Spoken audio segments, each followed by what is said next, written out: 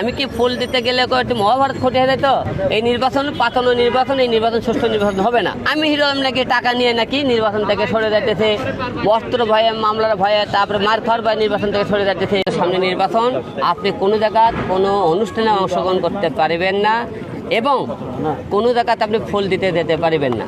আমি কেন করছে না, এটা আমাদের নির্বাচনের আচরণবিধির মধ্যে পড়ে, আপনি জানেন না।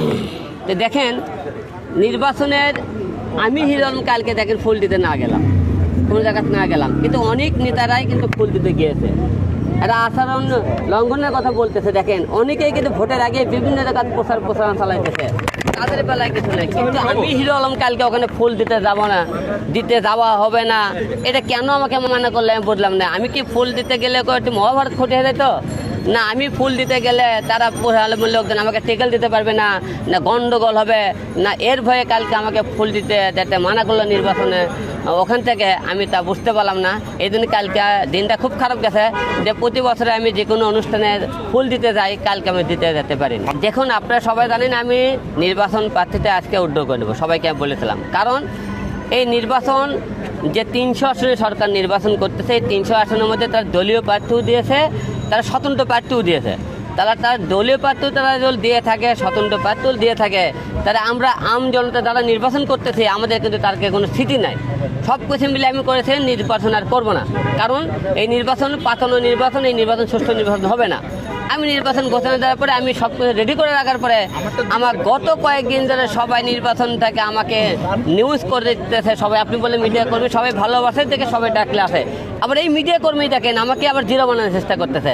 আমি হিরো আলম নাকি টাকা নিয়ে নাকি নির্বাচন থেকে সরে যাইতেছে, বস্ত্র ভয়ে মামলার ভয়ে তারপরে মার খাওয়ার ভয়ে নির্বাচন থেকে সরে যাইতেছে। আরে ভাই আমি নির্বাচন থেকে সরে যাইতেছি কি কারণে সেটাও আপনাদের বললাম। এবং নির্বাচন খালি আপনাদের খালি এই কথার কারণে নির্বাচনের মাঠে আবার থাকতে, আমি হিরো আলম টাকার কাছে বিক্রি হয়নি, নির্বাচনের মাঠে আসে থাকবেই, কেন উদ্ধার করবে না। এই নির্বাচন কতটা সুষ্ঠু নির্বাচন হয়, এই বাংলাদেশে প্রতিটা 3বার নির্বাচনে এক কথায় হিরো আলমই প্রমাণ করে দিয়েছে সুষ্ঠু নির্বাচন হয় না। কারণ হিরো আলম জোর করে তারা এজেন্টকে বেরকে দিলে তার নিজের মৃত্যুর কথা না ভাবে সেখানে ঠেকানোর চেষ্টা করে এবং নির্বাচন যাতে কতটা সুষ্ঠু হয় না সারা বিশ্ব তুলে দেওয়ার চেষ্টা করে। সব কিছু মিলে যদি নির্বাচনে আসি শুধু দেখবেন আপনারা সুষ্ঠু নির্বাচন হয়, তবে আমি জিতবো না এটাও কিন্তু আমি জানি। কারণ ওরা গতবার আমি জিতেছিলাম, জিতার পরেও তারা কিন্তু আমাকে আমরা আসন বুঝে দেয়নি, এইবারও বুঝে দেবে না। কারণ হিরো আলম তারা মেনে নিতে চায় না। এই সমাজের এক শ্রেণীর লোক আছে তারা নিজেরাই সারা জীবন রাজত্ব করবে, আমাদের জনতাকে তারা সেখানে যেতে দেবে। আপনারা এই কথা যখন আমি প্রচার করতে চাইছিলাম তখন বলেছেন কোনো চাপের কারণে কি আপনি প্রচার করতেছেন কিনা, আবার আজকে আপনারা প্রশ্ন করতেছেন কোনো চাপের কারণে আমি মাঠে আছি কিনা। দুটোর একটাও না। কারণ হিরো আলম অতীতেও হিরো আলমের কোনো উপদেষ্টা নাই, কারো কথা নেই, হিরো আলম নির্বাচন করেনি, একা নির্বাচনের মাঠে ছিল, এখনও একা আছে।